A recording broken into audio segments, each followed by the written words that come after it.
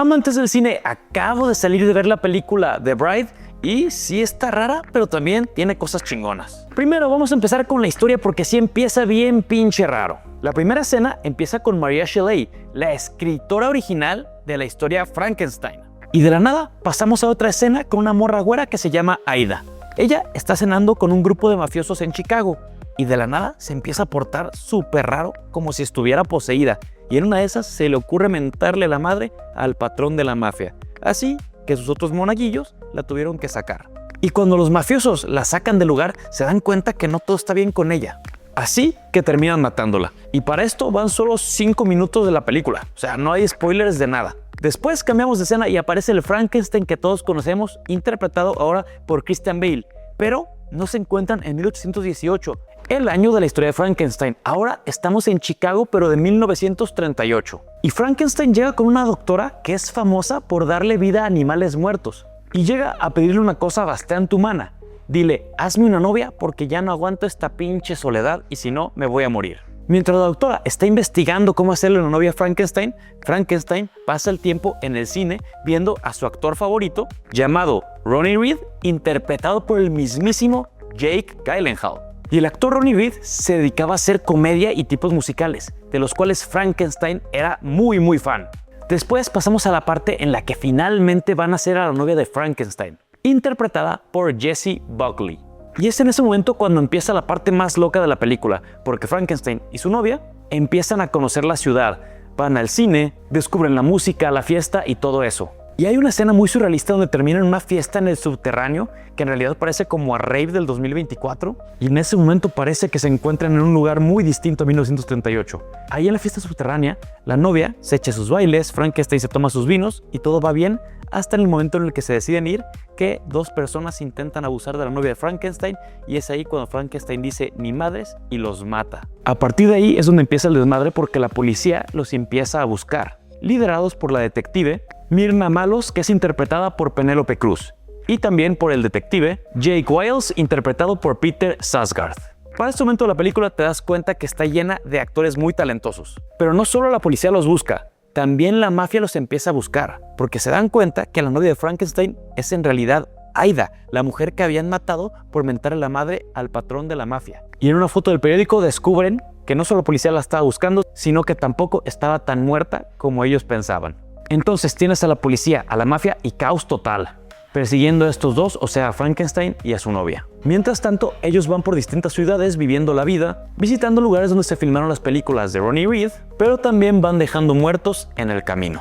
Y lo más fregón de esta película es el diseño de producción.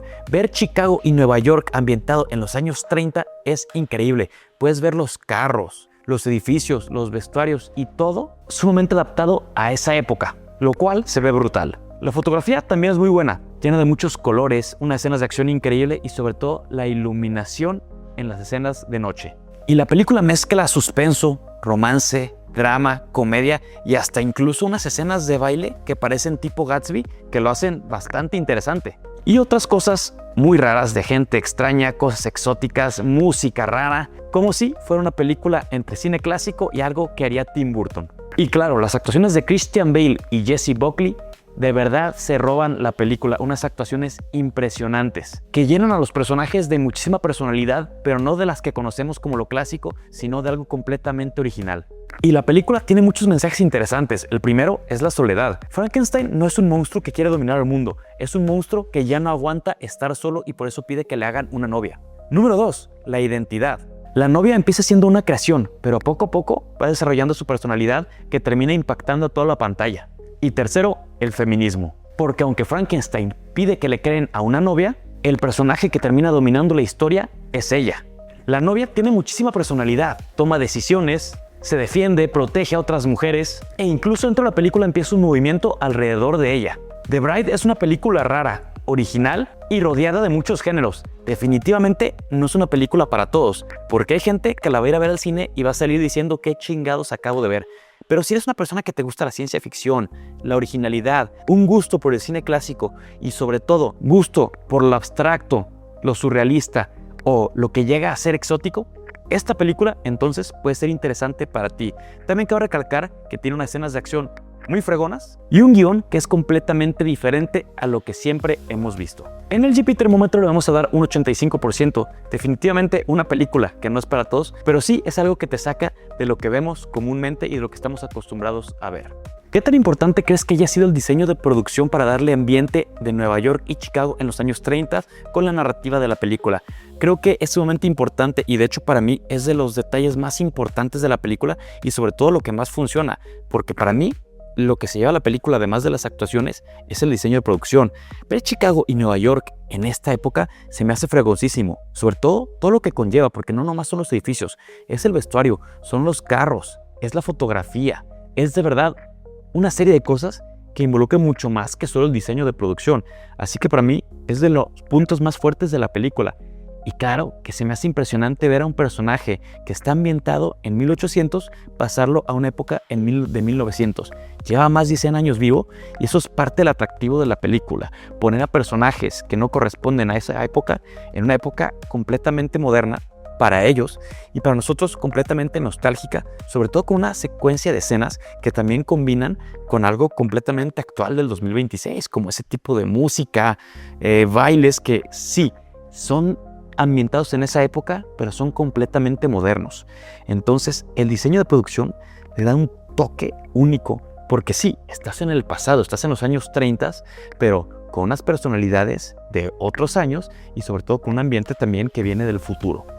Para mí, es lo más fregón de toda la película y claro que disfrutas muchísimo ver Chicago en esa época, ver Nueva York y sí te transporta a ese tiempo y de verdad sí te imaginas en ese momento cómo era el cine, cómo eran los carros, cómo era el ambiente, cómo era el caminar por Times Square en Nueva York. Así que es algo importantísimo en la narrativa de la película. La película tiene una combinación de muchos géneros, drama, romance y hasta bailes tipo Gatsby. Que si creo que la película, más bien que si creo que estas escenas le dan personalidad a la película o te distrae del mensaje principal. Híjole, qué buena pregunta, pero yo de verdad siento que eso es lo que hace la película única. Parte de esta historia es que es completamente original. Y algo muy importante de la originalidad es que no caiga en los mismos sentimientos que nos hace sentir otras películas parecidas a esta. Y esta película, al combinar tantos géneros, claro que te adentra mucho más a ella. Que sí, te puede sacar de onda. A mí me sacaba de onda sobre todo muchísimo esas escenas en las que volvíamos con Maria Shelley. Pero todo lo demás creo que entra orgánicamente en la película. Sobre todo quiero destacar mucho la escena del baile. Que sí, saca completamente de onda porque de la nada pasa de ser un suspenso a una parte de drama y luego a una parte de baile. Como que, ¿por qué tendría sentido? Pero entra de una manera muy, muy orgánica que a lo mejor no lo alcanza a entender perfectamente, pero de que impacta y se te hace fregón como Frankenstein y su novia terminan bailando tipo Gatsby después de ser perseguidos por la policía. Entonces, sí te saca de onda, pero yo creo que eso hace la película más original y es parte de su esencia, el combinar tantos géneros, el tratar de tantas cosas y meterlo en una película de monstruos, donde nada es lo que parece, donde todo puede cambiar de un minuto a otro y donde sobre todo cualquier cosa puede pasar. En un momento eres un monstruo y en otro momento estás bailando con muchísima gente siendo el alma de la fiesta y en otro momento vuelve a ser el monstruo y en otro momento eres el romántico. Entonces esta conexión de emociones hace la película tan interesante porque no es lo mismo de siempre y no sabes qué esperar. No es una película en la que sabes qué esperar cuando entras, sino que sales diciendo, híjole, pasaron muchísimas cosas. Pero es por eso que mucha gente no le puede gustar, a otras les puede encantar y a mí sí se me hace una película interesante. No para recomendarse a todo el mundo, pero sí una película para aquellas personas que les gusta la ciencia ficción, sí les diría que le den una oportunidad. ¿Qué tan importantes son las actuaciones de Christian Bale y Jessie Buckley para que la película funcione?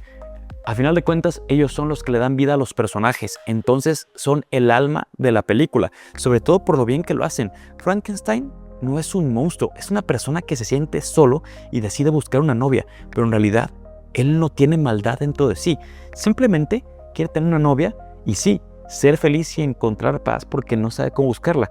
De hecho, podemos ver a un Frankenstein bastante educado, bastante inteligente y bastante tranquilo.